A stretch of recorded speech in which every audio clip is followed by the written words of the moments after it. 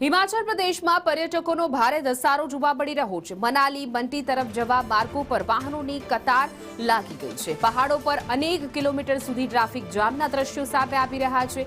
ગરમીથી રાહત મેળવવા માટે લોકો हिल स्टेशन तरफ वधी रहा है। तेमनो घसारो वधी रह्यो छे। 1000 वाहनों ट्राफिक में फसाई गया है। पर्यटकोना धसाराथी शहरों पण भरचक थई गया है।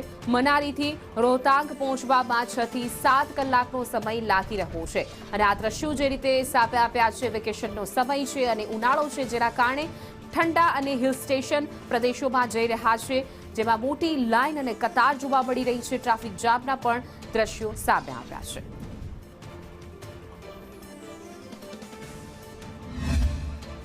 आजकल मनाली में बहुत ट्रैफिक के कारण मतलब कि यहाँ पर रोहतांग पास के लिए काफी जाम वगैरह लग रहा है।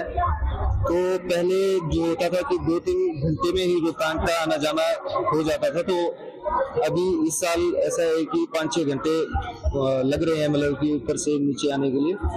तो पुलिस कर्मियों का भी थोड़ा सा मतलब कि थोड़ा बहुत से कम है, मतलब कि अपनी ड्यूटी तो वो निभा रहे हैं, मतलब कि 10-15 लोग हैं। तो थोड़ा पुलिस भी अगर थोड़ी ज्यादा रहेगी तो थोड़ा ट्रैफिक को भी नियंत्रण किया। ट्रैफिक की समस्या है वो बहुत बड़ी है और तांग जाने में ही टूरिस्ट को 5 घंटे लग रहे हैं। तो मैं प्रशासन से ये निवेदन करता हूँ कि पुलिस बल को बढ़ाए ताकि मनाली का जो टूरिज्म है वो सुचारू रूप से चले।